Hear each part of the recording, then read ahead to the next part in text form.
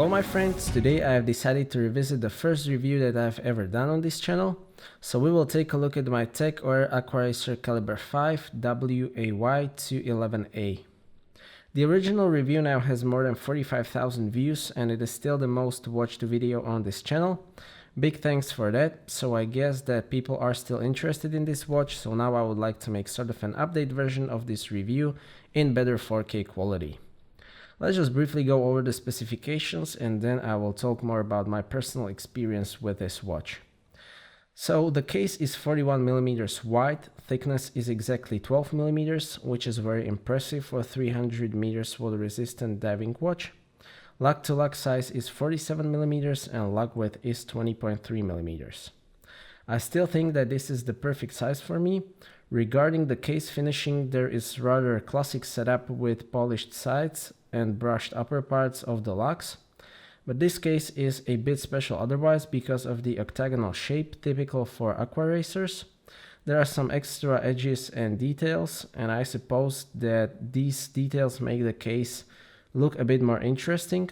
Finishing of both polished and brushed parts is very nice and consistent, so I definitely can't complain about finishing. Crown is screwed down, of course. It is easy to get a good grip on the crown. Screwing and unscrewing is very smooth. Crown is also signed with Heuer logo. When you unscrew it, you have to turn it a bit more to get it to winding position. It doesn't pop to winding position immediately. It is not a defect. Most people wouldn't even notice it. I just thought that it would be fair to mention it. The case back is also screwed down with rather nice vintage diver's helmet design. The bezel is a 120 click unidirectional diving bezel.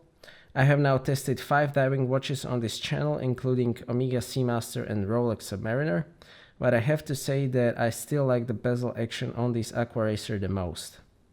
I like the clicky sound, the amount of resistance is right, and because of the shape you can get a good grip and there is no play whatsoever in this bezel.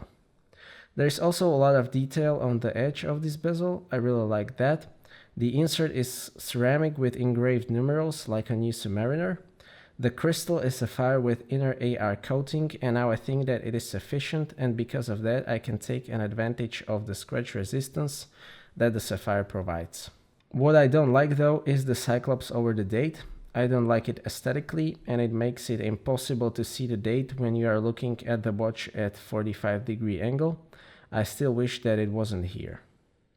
Looking at the dial, there are these horizontal lines. That is also one of the highlights of this watch. They make the dial interesting to look at. These dials look also great in the sun. One thing that I would change about this dial is the date window. I would prefer black date wheel with white numbers, but it is not a big deal. Then there are, we can say, oversized hands and indices. Some people would like them to be smaller. I actually like it as it is. These indices in combination with ceramic bezel make this watch bolder, which is what I wanted, and for those who would like a more subtle look, there is WAY211A.FT6068 that I've also reviewed a couple weeks ago. The size of the indices and hands makes it possible to pack a lot of superluminova, so the visibility in darkness is very good. It is very bright, and I also like the combination of blue and green color. The movement in this watch is the ubiquitous Sellita SW200, which is basically ETA 2428-2. Tech calls it Calibre 5. I'm not sure about the grade, but there is no extra decoration on this movement, which is okay since we cannot see it. It is 4 Hz movement with 38 hours of power reserve. It has hand wind and hack. Crown operation is very good for SW200.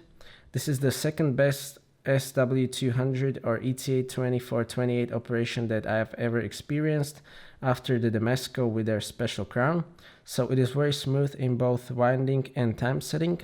Definitely no complaints. Regarding the accuracy, it is fine, although the accuracy is not the most consistent. It makes from -4 to +2 seconds a day depending on wearing conditions. I'm quite happy with that, it is acceptable.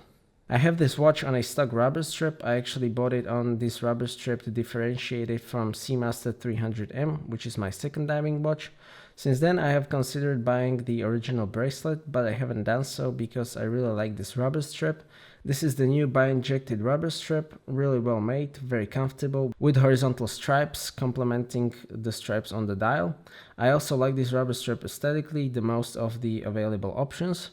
In the comments under the original review, somebody has asked about the durability, and now I can say that after 9 months this strap looks and feels like new, and I worn this watch a lot and only on this strap.